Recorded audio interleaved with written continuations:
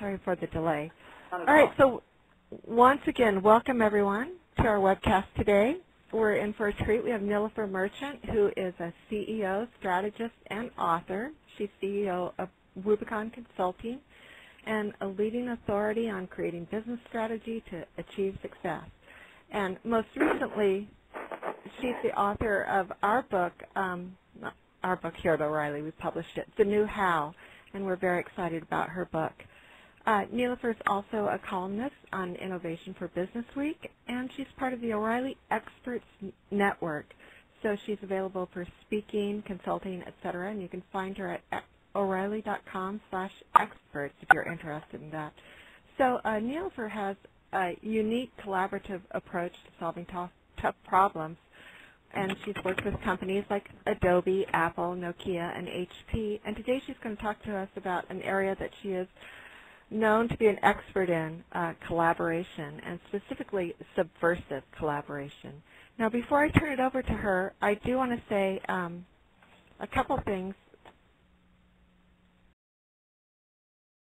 that'll help you get the most out of this webcast. First of all, you should set your meeting speed for, go to Meeting, Manage My Settings, and set your connection speed for your connection speed.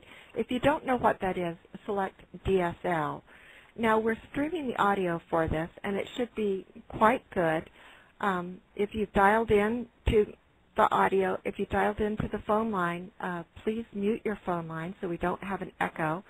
And if the audio becomes choppy at any point, it's usually an issue of your bandwidth. If it becomes a problem, please consider dialing into the phone line. And that's about it. So now I'm going to turn it over to Nilofer. All right. Take it away. All right. I'm so excited to be here. And actually the title of this talk, just so you know, Catherine Barrett, actually, who was just talking, is the one who named the talk. And I loved it because it points to how any one of us can shape the culture around us. So I'm going to just, let's see,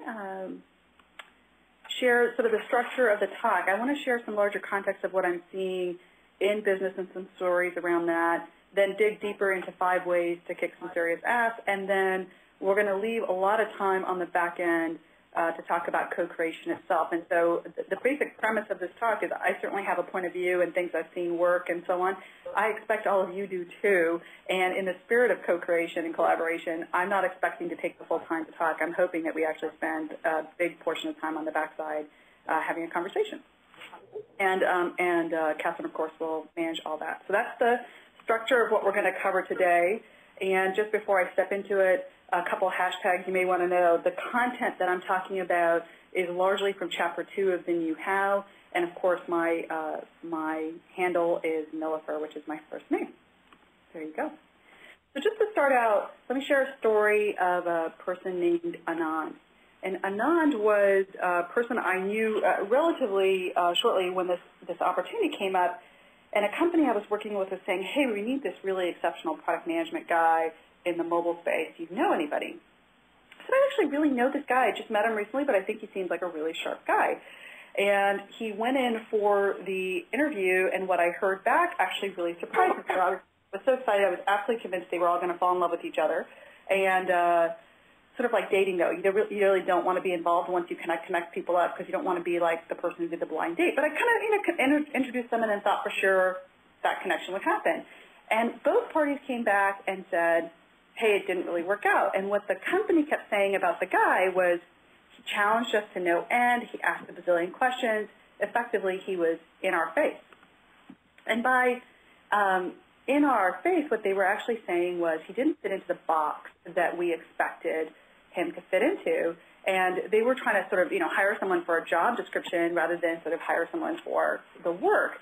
And that's quite often how we think about work. We think about it in terms of the boxes that we hold. And as some examples, it could be the impressive building that we work in. A lot of people who go to Google talk about, the cafeteria, or we talk about the specific place in which we work, or the role we play in a specific hierarchy, or the specific title we have. But boxes actually don't help us. Boxes actually are an artifact of the past, meaning there was a time when we used to worry if if we hired the right person who had a particular skill set, we put them in the box, did marketing do what marketing was supposed to do? Did engineering do what engineering is supposed to do? And quite often where companies are failing today is not the specific role of, did so-and-so, did such and such. It's more about the space between the boxes. Meaning, did we actually build what the customer wants? And that's really an intersection point between how we think about what customer requirements are getting and how we build that product. And so it's that box that really, it's the gap between the boxes that really matter. And this reminds me of a concept in physics, which is the HeisenbergUncertainty Principle, where it says you can study, okay, I'm just missing a little thread there. Excuse me for a second. So I'm just going to share a second story. So Anon, is one story. Second story is a company that actually had all the working with, they had all the money, et cetera, and in fact, what they had was a brilliant new idea that would take them into this new multi-million-dollar growth category. And so they had spent several months doing research, several months building consensus about that idea, and taking it to the board, getting funding, et cetera. But when it came to actually telling the people inside the organization, the people who would actually make that strategy real, the thing that would make it work, they actually, basically took about 45 minutes to go through the process of sharing that with people. And so what they got was the what right, but the how wrong. And that's tying back to the HeisenbergUncertainty Principle I started to talk about, this really capturing this concept. Oh, shit, I just did it again. Okay, you just heard me swear, I'm sorry. So this broad problem that's happening inside business, the big picture I'm trying to draw, is that quite often now people in the top of the organization are telling the rest of us in the business what to do, and that's not really working. What it is actually creating an air sandwich. And much like a peanut butter and jelly sandwich, all the good stuff in the middle is missing, and I use that term air sandwich to kind of capture what this idea is. Okay, is it now time for the Heisenberg-Uncertainty Principle? There we go. There's the slide. So the concept is that in the study of the atom, you could either study its position or study the momentum, but you actually couldn't do both. And I thought this was so interesting in the sense of how, quite often in business, we're talking about, hey, did you do that thing in the job, in the box? Did we fit you into that specific role, right? Instead of thinking about, hey, when this person joins our team, how will they create more velocity within our organization and actually get momentum going? And so when I think about the difference in business, what I'm actually trying to do is point to this idea of momentum and how we become much more like living, breathing organisms in terms of our companies. It's not just about, one party telling another party what to do in this sort of very tell model, but how do we collectively start to figure out what is it that we need to act on, what is the right questions, to ask and answer, how do we identify what options we have, how do we pick amongst that, and then how do we take responsibility in this way that's much more about us than it is about this small and elite group. And, Anon actually did get the role only after, though, sort of an intervention happened. And the first intervention was to tell Anon that he needed to chill the heck out, right? Just, dude, you're like going way too fast. You've been an entrepreneur for way too long. Just kind of like sit back for just a minute and let them pace the questions rather than you pacing the questions the whole time. And then the team that was interviewing, the VP of engineering, the head of product management, et cetera, I went back to them and said, hey, listen, when he's asking all these questions and he's in your face, is he asking the set of questions that help him be successful? I mean, is he asking things about, hey, how will I strut my stuff kind of thing? Or is he asking questions about whether or not the business can be successful and what that set of things are and whether or not the right strategy is in place and whether or not, sort of the questions that would help the business be successful. And of course, he was asking the questions about why the business is successful. And in fact, after he joined the team, one of the first things they realized is that they needed more an innovation. They needed to improve the cadence of innovation at the company. And so they formed this innovation council. And this had just started happening. This sort of concept of the innovation council had happened before Anon walked into the building. But then they said, hey, could you lead it? He said, sure, but, it's interesting who should be on it. And he said, right now we basically have a few engineers and a few product management people, but that's not really where innovation comes from. What if we talk to some of our head salespeople? What if we think about, different people who would want to belong? And why don't we actually make it sort of more of an opportunity for people who want to play rather than just focusing on the title and rank? So he expanded that. And then the other thing he did, which I thought was just very simple and easy to do, was he set up an email address. And, that anyone in the company could send ideas for what they should go build next. And what was fascinating about it is the internal dialogue at the exec team and stuff was, hey, listen, nobody's going to ever write in. We're going to get some really shitty ideas. What do we do when we get these shitty ideas? And how do we possibly say, how do we stop kind of thing? And how do we sort of tell the person who's given us a shitty idea, hey, your idea is really shitty, right? So they were actually kind of afraid of doing this collaborative model just because they're like, well, that creates more problems. They didn't actually see what opportunities it would create, right, because they were just so focused on, oh, my God, mitigating risk.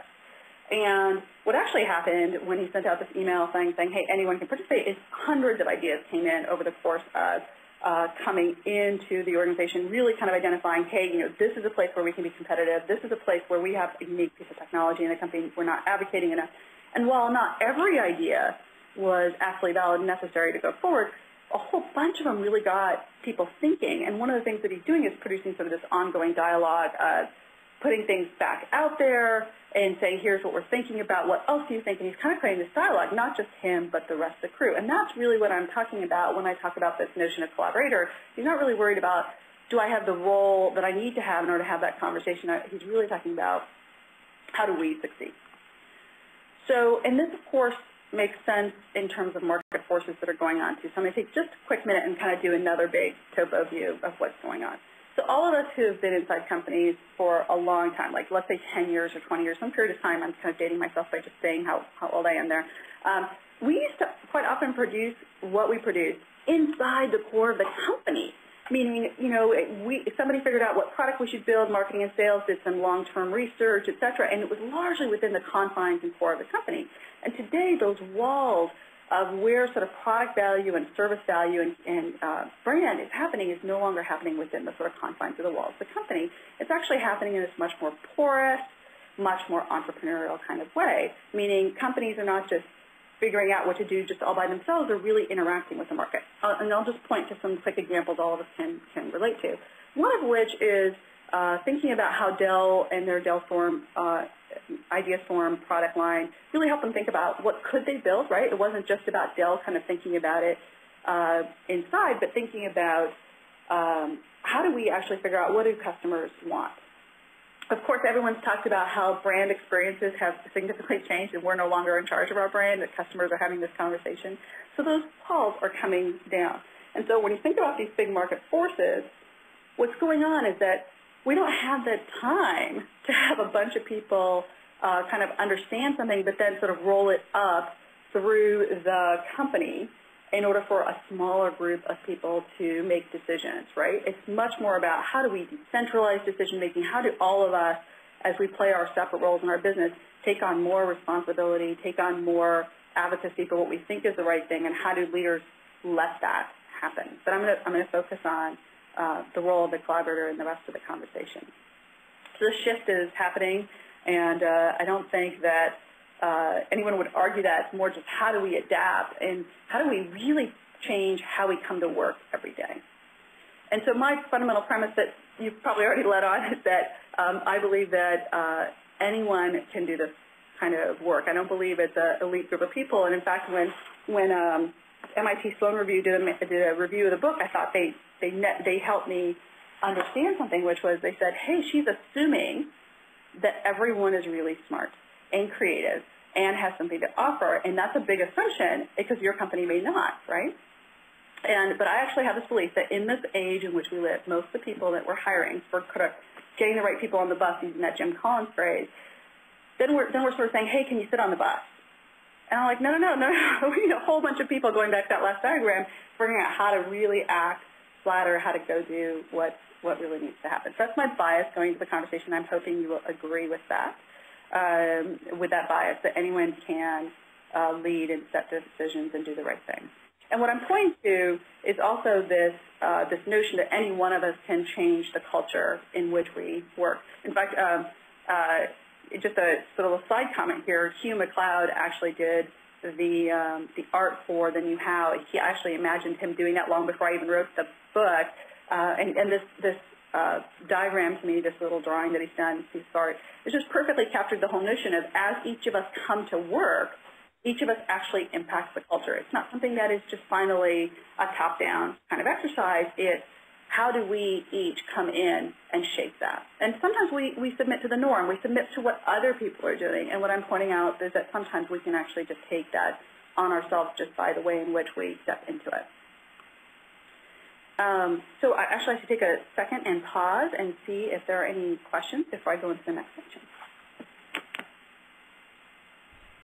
Nilofer, no questions so far. There was a discussion about if you ask the fellow to chill, wouldn't that hamper his creativity, velocity, and discourage? Oh, that's a great question. You know, what I was saying wasn't sort of like chill like all your personality. It was like just recognize that when you're in this brand new setting and they don't know you yet, now is not the time to just completely let it all hang out. And I think in some constructs we have to decide who we're with, how to still be completely genuine to ourselves, but recognize the cadence that we're setting may not be the one that people are ready to kind of ramp onto. Okay, good. Okay. Oh, that's funny, finally a credit. Sorry, I should stop reading little side chats. Go on. All right, so 5 ways to kick ass. So this whole notion in the New How is how do we come to this, not as our sort of title or rank or specific role we're supposed to play, but a much sort of bigger role, if I might describe it that way, which is co-creators. How do we come to this as people who can you know, create empowerment, sort of own the decision of the company, sort of start to create that success because of how we work. And there are 5 specific things I'm going to kind of point to and hopefully give examples of, and then what I'm again hoping at the back end of this conversation is that you will give me another set of 5 or 10 or however many those turn out to be in that discussion. So the first one is to call out issues. And I just tweeted this morning this whole notion that, you know, in Greek mythology and old mythology, there used to be this notion that if you could name the dragon lost its power. And I think the same is true for business issues, meaning how much, sometimes what we do is we say, well, should I say something, right? That's the question we're asking ourselves. Should I say something? Is it my right to, is my right role? Would they expect it? Maybe I'm in the wrong forum. Does my opinion really matter? And when we're asking ourselves that question, we're actually holding back what we think is actually the right thing for the business. And in fact, I was just at a company this last few weeks. I've been going in and talking to them, and it's a company that needs to do a major turnaround, and almost every person out of the sort of 9 people I've talked to so far have said, we actually know the issue, but by the way, no one else does. And you're like, well, by the way, you know, I almost want to tell them all, it's like, by the way, you guys are all sitting around talking about the dragon, and what is it that your sort of nemesis is and your issue is, but you're not actually having that conversation in such a way that you can solve it. And in that way, it's holding power over the business with no one naming it. And so the first issue is how do we come into any setting that we're in and we name the thing that's actually going on. We see it, we name it. We have the courage to basically say, hey, listen, this seems like the thing that we need to go solve. And sometimes companies don't do it. I had one executive tell me, hey, you know, I don't want to admit that we've struggled with this issue for a long time because I don't want us to look like we failed. And I was sitting there thinking, you know, and I actually found a way to say it, and by the way, she didn't talk to me much after that, but I was like, well, don't they already know? Don't they already know you failed? And by never acknowledging it, haven't you actually just put yourself in a box so that you can't move forward until, you know, there's sort of this kind of denial that's going on. So that's the first one.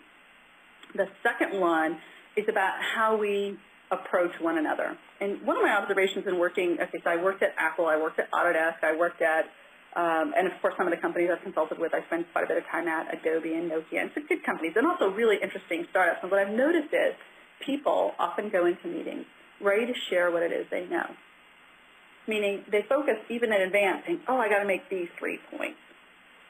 Or worse yet, they sit there and they sort of have their notebook out ready to take notes. And what I really want meetings to become is this idea about learning. Why are we there? We're not there to figure out, hey, you know, you should be doing that thing in your box. And by the way, I'm doing the thing in the box. It's really figuring out how do we mind the gap between all the different boxes that are going on? How do we actually step into that setting to do learning? And one of the recent examples I saw of a company doing this right, instead of sort of thinking about formal meetings and everybody has to come and blah, blah, blah, they did this concept of a huddle. And it's every day at 2 o'clock. Encouraged to come. Whoever wants to come can come. The status of different projects are updated. If you have a project sort of on the runway and ready to go, people are basically expecting you to therefore be there. The role of the group, though, is to ask you a bunch of questions, to ask and answer and challenge things, and to actually figure out what is it we're not thinking of, how do we actually understand one another. And here's the funny part about that huddle process is you don't have to come. And so I love the notion of it's not mandatory, but when you show up, show up. And don't show up if you're not going to show up, because you're not there to take notes. You're not there to tell us what you know. You're there to figure out how do we make this thing better. And that's a very different stance. And this company actually asked me to come in because they said, hey, we've drastically changed how we work. And so they were sort of showing me their example. But I see it in other companies. It's just this idea of changing our optic on it. And so all of us who kind of come into the situation and can figure out how to ask 3 questions to get more people to understand things, that would let us mind the gap. The third thing is something I observed, and this is a very, I'm going to tell the story from the Silicon Valley perspective, and I apologize in advance for that. But one of the things I've noticed is that entrepreneurs and some of the sort of brightest people coming out of Stanford and stuff can show up to dinner parties and dress really poorly and have sort of poor social etiquette and all these other things, but they really work hard at never looking stupid. And it's like looking stupid is worse than having poor manners or all these other things, and I find that just sort of fascinating because it sort of builds down this premise of I'd rather, sit quiet and not challenge questions and not look stupid in that process because I don't have the courage to potentially be exposed and say, hey, I don't really know what this is. Sorry about that echo. Hopefully it'll get fixed. So what I'm going to do is just start So someone needs to mute their phone. Nilofer? Yes. Let me see if I can find who the guilty party is. Oh, that's better, isn't it? I think it's Martha Llewellyn. Not to embarrass anyone, but if she could mute her phone, that would be helpful. Go ahead. All right. So the third thing is how do we walk into situations and expect that, and stop expecting so much of ourselves in a certain way, right? So if we're really bright and all this stuff, then we kind of think sometimes, oh my gosh, I'm supposed to know the answer. And just one of the funny things that happens when you do that, when you kind of set yourself up in that way, is it doesn't leave any room to do that kind of discovery and that process of just going, you know what, I have no freaking idea. Let me figure out what it is. Oh, did I just swear again? Sorry about that. And figuring out what is it I actually need to learn? What is it we need to learn? And figure out how to kind of step into that discovery place. One of the leaders I recently worked with said, I loved his phrasing on it, and it was just, can you be a student of the game? Be a student of the game. And so it's different than always coming into every situation saying, I have to know. And figuring out what is it that changes my stance to come into things with discovery. Because with discovery, you come into it with such a different curiosity and such a different set of questions of being able to say, hey, what is it we need to ask and answer? All right. The fourth thing is about knowing why. And meaning, a lot of times we walk into meetings or we walk into constructs of business, right? And people think one thing and another person thinks another thing. And how they come to sort of a shared understanding, how they come to that place where they can co-create something is about each of us not only knowing what is it that matters, like what is it that we're supposed to work on, but why are we working on it? So how do we get to this much bigger picture understanding? And there was a leader I worked with, he actually passed away shortly thereafter, but I got a chance to share his story in the book, which is that when Hans Grande at Adobe was working on an integration, one of the things he worked on was getting people to understand each other and what their needs were and what they were most interested in at sort of this macro level long before they walked into the integration white room. And and found a way for them to go bowling or to go have beer or to go do all these other things, figuring out how to get different styles, different personalities, different angles of people to come into the situation. And that created a safety so that people could get past not only what their individual perception was, which is what the graphic is trying to point to, but actually figuring out why do you think that way, and therefore how might we actually start to build a common framework, a way to kind of step bigger than this. My husband has a phrase for this notion of one person can walk into the room thinking A, another person can walk into a room thinking B. And he said this about 10 years ago when I was dealing with this business challenge. I kept saying, hey, one group is saying this, one group is saying that, and I'm really having a hard time kind of figuring out how to get them to understand a bigger picture. He says, oh, it's like classic math, right? A and B, and what's the circle you can draw around both that would allow it to be a C? And if you can get people to understand that much bigger circle and kind of step into that bigger circle, then they can let go of their individual stance because it already fits in. And the final thing, the final sort of way in which we can all kick ass is this notion of how do we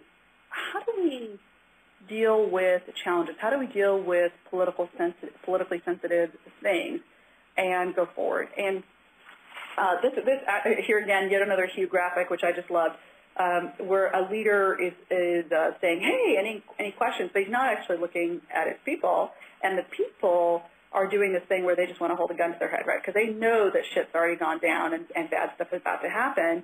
And the struggle is businesses either go passive aggressive or they go into denial or they go into all these different ways in which we don't actually face the issue. And what subversive collaborators can do is to figure out how do we go into that, how do we get past this denial kind of stage and actually have some way in which we can engage that issue. And so I kind of came up with what I'll call fight fair rules. So if anybody's been involved in a relationship, you know that good relationships have ways of fighting fair so that you can keep going forward. These are, in essence, the same kind of fight fair rules that you might have for a business. Figuring out what matters most to different people, so stepping into the big picture of that, saying exactly what you want people to understand, not the sort of, nice, polite thing that we're often trained to do.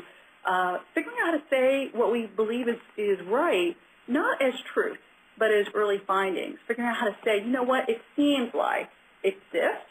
What do you think? And finding a way for you to kind of put things on the table in order for that conversation to go forward. And here's the funny thing is if you define something as the absolute empirical truth, people can then spend their energy kind of beating that thing back instead of posing it as an early finding where people can go, what part of that can I build on? Avoid easing in. Easing in is a way where you say like 5 really, really nice things in the hopes of getting to the tough thing, but you actually dilute what it is you want to say because you're spending so much energy and time kind of, positioning it. The fifth thing is avoiding using the word you, and this is a carryover from any kind of people fair fighting stuff, which is if you're about to say something negative, it's better not to say you suck, but to say that idea sucks, right, or whatever the equivalent is. Finding a way not to make it about you because that gives people room to navigate.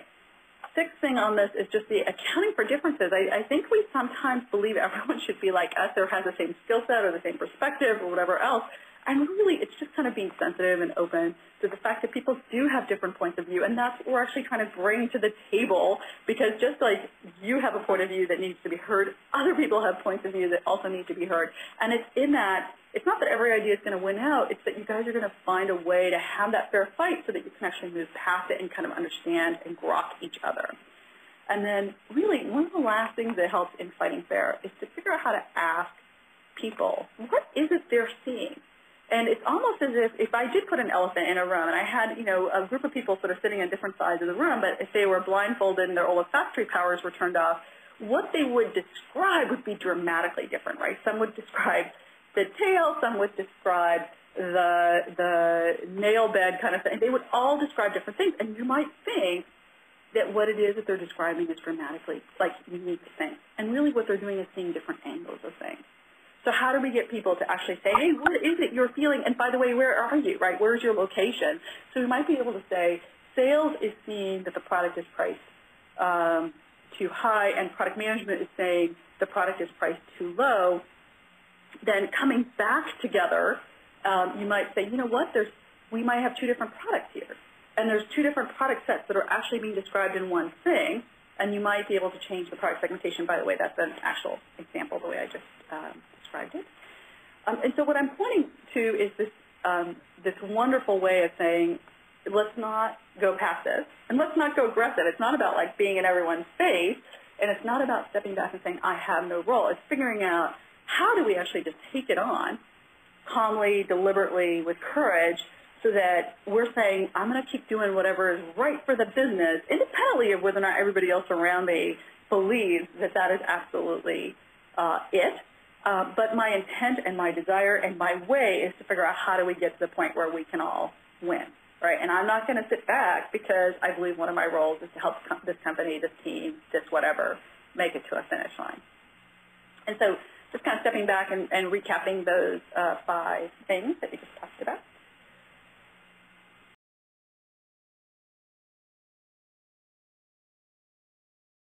And why this matters, I'm just going to kind of do something that I'm hopeful is incredibly embedded, but I think it's worth pointing out, is when we do this different way of working, then what we're doing is we're saying, boy, I'm going to be really curious of other people's opinions and other people's ideas. I'm going to be really curious about my own things and what it is I need to learn. I'm going to have a lot of courage to name that demon, to name the dragon, and to figure out how do we get things to be known. And then I'm going to show my own passion for figuring out how to get us across the finish line. And the fundamental notion behind all this is we're recognizing that in this era of knowledge-based workers and smart people that we work with, and yada, yada, this is not a place where it's just about what I personally do to succeed. It's about what it is we do. And so recognizing the future is not created, the future is co-created.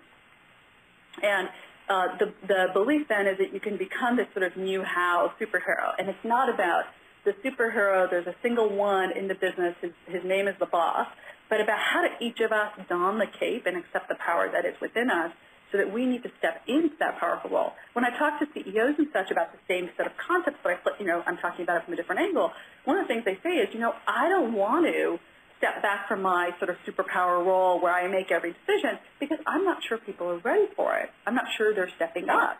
And I'm like, yeah, but if you don't step down, when will they step up? And if they don't step up, how will you step down? It's this interesting dynamic that starts to happen when people really show up and say, wow, I'm ready to collaborate, I'm ready to come make this happen. And the idea behind this is figuring out how do we get from the one win today, where even if I got it right, where I say what to do and you go out and do it well and you execute well, how do we get it so that all of us know what it is we want to do? How do we get more people to actually own that win? And it's not just a one-time win where we kind of got it right, but the many-time win that can happen at multiple levels of the company, not just at the top-line view, but how do we get products to launch well and our conversations with customers to go well and all the different interfaces that we can have because we own it. All right, so that was my sort of 30 minutes of conversation starter, if I can call it that, and I want to then open it up for conversation. That was great, Nilofer. Every time I hear you talk, I just feel so inspired, and this was no exception. So there was a lot of conversation in the chat room earlier about courage and how you needed courage to change the way your company operates or to bring this into effect. And I think that's really very interesting. What do you do when the whole culture of your company is dead set against, collaboration, real collaboration? They want to go on with the way things have always been. Well, it's interesting. There's two words that people often talk about: fear and courage, and they're obviously linked, right? It's like, should I accept the norm that's around me? And because if I step out, perhaps I would be seen in some way as not benefiting the company. And the other is to say, you know what, this company needs something. And I have a perspective, a talent, an ability, a desire to come into this and figure out how to help create that change.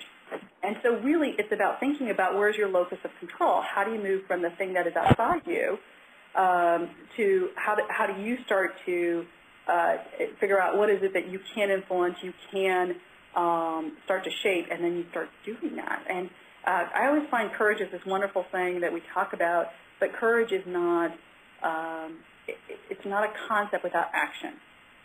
So it's inherently in the doing that you get more courage. Well, Michael has an interesting question, too. He said he was actually hoping to hear something about subverting existing power structures. So, and I think that you did cover a lot of this, but can you suggest how to go about that? Yeah, so actually, can we put Michael on the line for a quick second? Michael, can you pick up the phone? Oh, I don't know that he's on the phone. Michael, are you on the phone? Can you unmute? Because I wanted to ask him a question. Maybe he can add it into chat, which is, I'm exactly talking about circumventing the power structure of a command and control kind of model. And what I'm suggesting is most businesses today are still trying to tell way too many people what to do. And this model is about how do we start to co-own the decision-making of what we can own and step into the context of owning a larger piece. So if somebody else has ideas about what else he could be referencing, I'm certainly open to doing that so I can improve the answer. Okay. Laura had a good question. How do you finalize a decision? Sometimes people's ideas just won't be accepted. Yeah, so the book, The New How, actually has 3 parts. One is how do people come to it, and how do leaders and each of us kind of need to change, and so I've talked to you about a sliver of that, which is chapter 2. And then there's a whole section about how do you actually make decisions, and there's one section called murder boarding, and in fact I've done a O'Reilly webcast on it. Murder boarding is the opposite of whiteboarding, and the idea is how you get a bunch of people to come to a final decision quickly and with clarity of knowing what really matters and why so that they can walk out and actually align everything else. It's a really fairly simple process, and most people don't know how to have that kind of process inside their firm for a qualitative decision, and that's why that's published.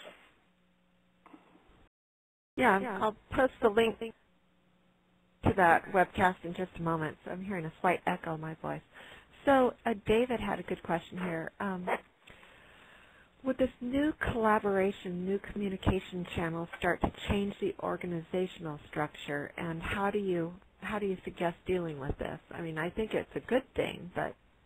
Yeah, so one of the questions is, do the org charts help us in terms of knowing what each kind of functional area needs to do, and then do the ways in which we kind of come together and form teams to come solve specific problems kind of thing, could that be the way in which we play, right? And so one of the things I've noticed is companies that are using like Social Text's internal collaboration tool is people can actually say, hey, I'm going to go work on this problem, who else is interested kind of thing, and you start getting what I'll call for a minute a coalition of the willing, right? The people who actually want to come help solve that problem can self-identify regardless of their specific role inside the business. And so it's really thinking about how do I still have alignment to make sure in the business, in terms of how do we use the org chart to say the best people to review marketing people and whether or not that marketing person is the right person kind of thing is probably in some hierarchy structure that's related to marketing.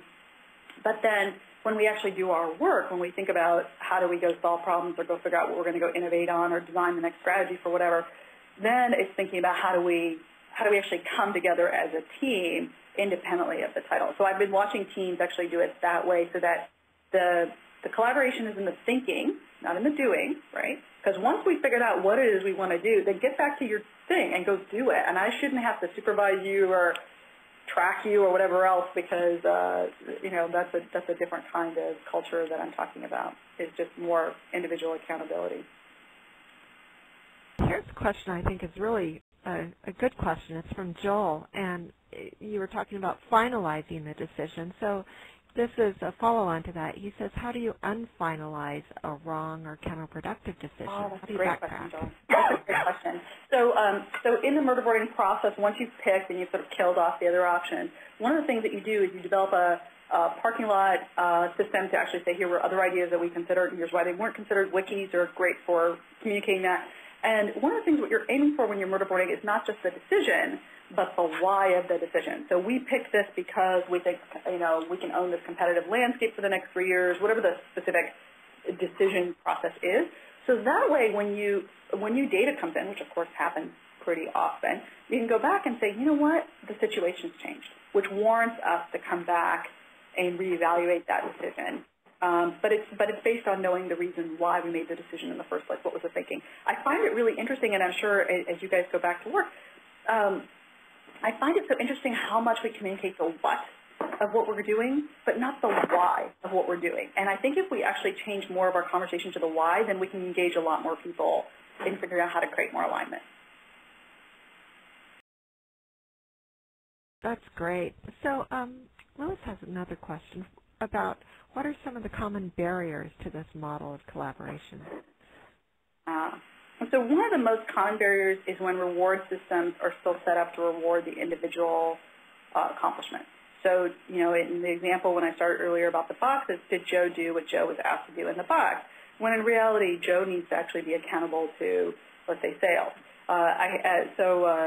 If product marketing produced a roadmap and blah, blah, blah, but they didn't actually produce the thing that sales needed in order to meet a specific customer requirement, then, and therefore the quarterly number wasn't met, then you've missed the point of the collaboration, that Joe's perfectly fine doing what he's doing, but it's got to be figuring out how do we co-measure, how do we own metrics and rewards around where there's points of intersection, so that we're not just measuring, did we produce a product roadmap, and I'm sorry for using such a lame example, but did we actually build the product in the time frame that the customer expected us to and meet those customer requirements. And so we got to think about how we actually measure the co-creation part, not just the individual part. And I think some people are still tracking to an old model. Okay. I was just looking at this discussion. Hans was saying that the org culture has to be supportive of the initiative from below, and Ruth replied that they have to be supportive of initiative from the top. And there can be stupid questions or input. I would like to know if she means that the organization has to allow stupid questions or tolerate them. So I think she's adding something else to that. But can you comment on that, Dillifer? Yeah, so it's always a sort of how do you shape a culture that is much more old how, meaning sort of traditional form of management and stuff, to this new how model. And I'm like, well, how do each of us come to the game differently? Because I think it'll really be both top-down and bottom-up, right? I think we have enough interesting collaboration tools that we can finally start to use. Interestingly enough, when Tim O'Reilly first approved this concept of the book and he saw the proposal, he said, we have this direct quote from an email. He said, we all have great collaboration tools, but we don't actually collaborate. So it's a cultural question. How do we actually change how we work so that you can come to it quite differently? And so I think it's going to be coming from multiple sectors as we try to change. The way I've seen it work best, just in terms of my own specific example, is I usually go in with companies and teams and say, okay, we're here to solve this problem. How do we go do it? And by the time we're done, they've had a win. And they've also learned how to go do this kind of work, how to challenge each other, how to ask all these tough questions, how to finally surface issues, how to look stupid, right? These things that are inherently not in our larger culture. And they've had that, and they realized, gosh, they actually accomplished a win, even though they did all these sort of contra-culture things. And they start to then embody it going forward. So to answer somebody else's question, I just thought it's not about we're going to change the whole culture at once. It's about how do we change a particular part, a project, a team, choose an area and start there kind of thing instead of trying to make it a meta issue. Well, it's interesting to hear you talk about change, Dillifer. So because a lot of people are focused on getting the work done and not necessarily focusing on how to bring about change in their organization. How do you balance that? How do you balance thinking, this is what I need to do to get my job done, this is what management expects from me, this is what I'm told to do, and at some level in between all the work that you have piled on you, with what part of your mind do you tackle, how am I going to change the culture? Yeah, I think it comes down to who do we want to be at work, and how we have more fun in what we do. And I see teams, it's been really interesting where they call and they say, hey, I have an air sandwich inside my son. And I'm like, of course, we all of you. And then the question is, how do we start to change it? And so if it's enough for you to show up, do your thing, and leave, that's one thing. But if a part of you is incredibly frustrated by the fact that you continue, or we continue to develop strategies that don't actually cross the finish line, we continue to be outpaced by our competition, sort of the larger objectives are not being met, and at a small level, individual sort of joy in owning a decision and really driving it forward isn't being met, then it's sort of a question of, could these tools, this approach, help you kind of get past from where we are today, which is we accept that as status quo and stuff, to a place where people thrive and outcomes happen. I love that. Who do you want to be at work? I think that's a great answer. Lucy said that too, but I was thinking the same thing. There was another question that came in earlier. It was about when you were talking about collaboration and people going into meetings and sharing their ideas. Well, what if you're all set to collaborate, but the ideas are lacking? What do you do in that case? So, it's rare, by the way, that actually happens. I think it's figuring out who else in the organization has more ideas and how do you have more stimulus. So that's actually a place, I'm not a big fan of bringing in consultants in general, but that's a place where consultants can actually really help if they have an outside view, they have more perspective, whatever. I'm not a fan of consultants, but though designing the strategy or whatever, because I'm like, that's not the point. The strategy needs to be the thing that makes that organization work. But there are good people who can kind of add more ideas to the pile if that's what you're lacking. Most teams I see, though, that's not their problem area. Okay, that's good to know. It was an interesting question.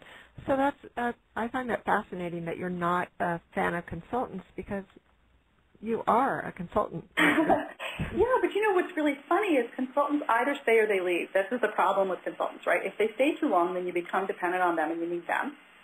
And it's a dependency, which in human relationships is not one of my favorite people dynamics, just a construct. And then when they leave, they often leave with the knowledge of what actually works inside their business. And I find consulting so frustrating for that reason, because, on this side of the fence it sucks, but also on the other side of the fence it sucks. And so the idea behind the new how is I wrote this book that was really about, this is just how we could work. These are the ways in which we could come to it. Here's the ways in which we could actually design projects, product management. You could run strategy processes this way, and then we could actually just do it in-house, kind of build up our own muscle strength, if we might call it that, to do this ourselves. But I know you have a lot of great stories about when you're consulting that you can't share a lot of them because of confidentiality. But what's the main thing that people ask you to do when you come into companies? Is it just fix us? So there are, I'll do old Rubicon or classic Rubicon as I call it, and then what I'm doing now going forward. So classic Rubicon was, come help us with this, we tried a product launch and it's failed, or we need to identify a brand new market opportunity and for whatever reason we can't do that right now. And so can you come help us identify that brand new market opportunity and help us figure out how to win it? So we'll do that. And in that case, what's interesting is we never told them our process. Why would I possibly ever tell them that I cared about people or that I cared about the process by which we're going to do it? I'm like, get out of the way. Okay, we got the initiative. Let's go, right? And so actually it's kind of funny that in the classic Rubicon world, I've sort of outed myself as someone who cares about people and cared about the effectiveness of those people engaging ideas. And so that's classic Rubicon. What I'm working on nowadays is a lot about how do we get these processes in place at companies. So figuring out how to do murder boarding workshops, for example, if teams really have way too much on their plate to do and they need to figure out what to do next. Example was, I was at a bank, and they're doing, as most banks are, doing an integration effort of two banks coming together, and they said, okay, like a few months ago we had 100 initiatives. Now we're down to 37, but we actually really know that we will never get the 37 done. And so we help them through a 3-day workshop to help them figure out, of those 37, how do they get to a shared understanding and how do they make those kill decisions so they can actually accomplish what's actually necessary instead of doing what, keep trying to do everything that's on their plate. Michael is asking if you have examples from government organizations. I don't. I wish I did. Michael, if you do, I'd love to get it, and then I can help pass that along. I haven't had my own personal experience, has not been in government. I've done some nonprofit stuff, mostly business, like majority business, and now I'm starting to and most of that has been in high tech, so I'm still trying to get examples as I learn and grow into other areas. Okay. And if anyone else has other questions, please feel free to share them. And actually, one of the things I want to ask the group is, what is your method for being a subversive collaborator? Oh, good question. All right, just put those right in the chat room. Let us hear about it.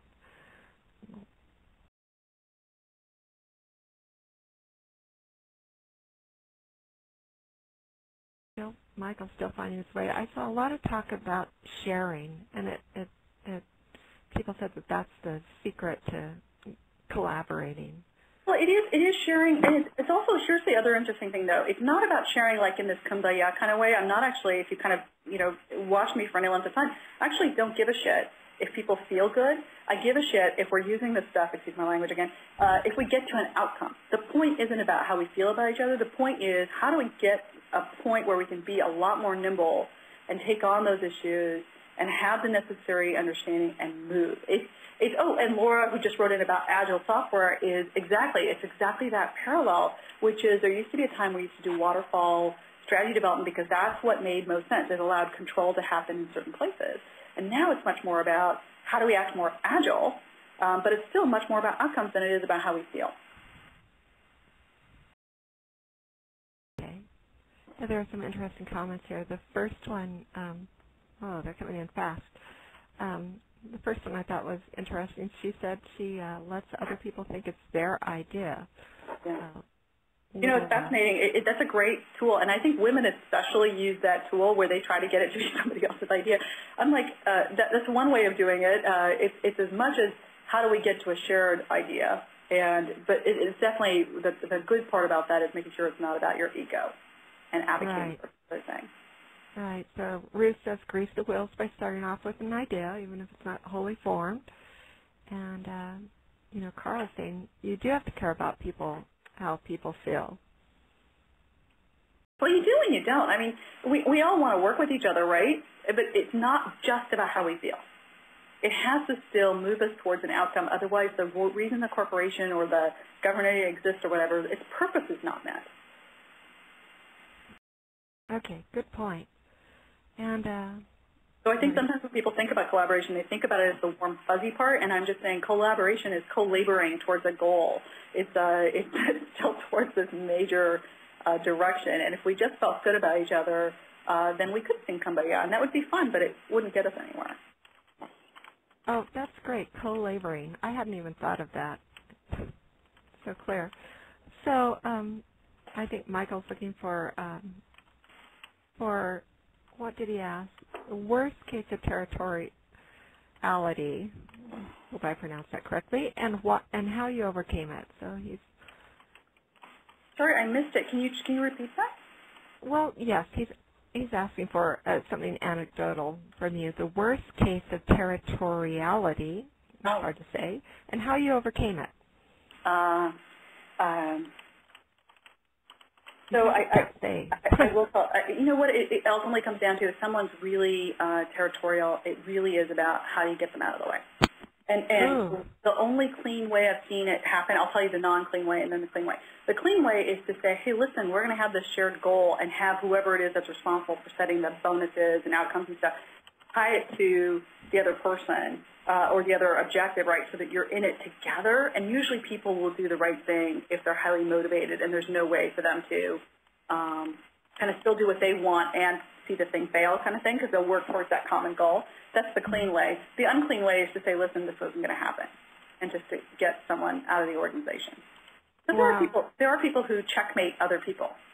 And when they checkmate other people from accomplishing the goal, they're really not helping the business no matter how smart or wonderful or whatever they are. They're actually affecting the culture of that organization to be such that only they win. And that can't be allowed in the long run. I've seen that happen a lot. And that's interesting to hear you say that because, that does sound truly subversive to get someone out of the way. There are sometimes when you think that the only way a project can succeed is if this one person in the way is ousted somehow, but that feels so evil. So mean? In a sense. Yeah. Yeah. It's still about the outcome. And, you know, all I do is when I'm doing that, I just ask enough questions where it becomes really clear that person's more interested in their what I'll call regional issue or domain issue, right, than they are about the outcome that we own. And as long as that's ever true, we will never move forward, promise. And so it's a question of if you can get that. I have my husband will point to examples where I come home and I describe the whole story, right, about how it happened. He's like, wow, they just sort of came out of the closet. And I'm like, yeah, if you just ask enough people, if they really feel that way, they will either come out of the closet and it becomes evident to everybody, or they'll change their mind because they realize that's not what's necessary for the business. That's great. Well, I love to hear you say that. So I'm curious, are you going to be speaking anywhere in the near future where people can come see you? Oh, I mean, my next speaking venue is in May. I am speaking at the Rotman School of Management and doing that, and I'm also doing a couple other talks, sort of closed private venues. So, but I am looking for other places to talk so people know of conferences that might appreciate this point of view and perspective and stuff. I am interested in talking more. And if we're looking for information about this, where can we find it? So there's the website, The New How, which is a good place for that. I'm definitely open to having conversation on Facebook, and there's a New How page on Facebook. So and I'm pretty active on Twitter, and I love having conversations there. So however is best for people.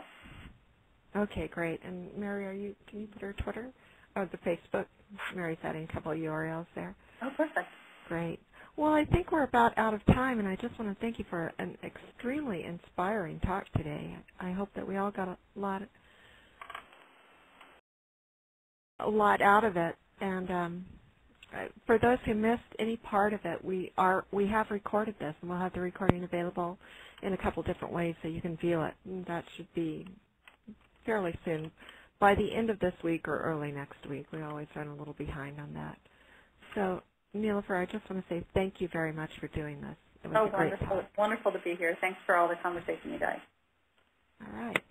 So thank you, everyone. I'm going to leave the chat room open for just a few minutes, and if you want to grab a copy of the chat for any reason, feel free to do that. And I hope you'll all join us again.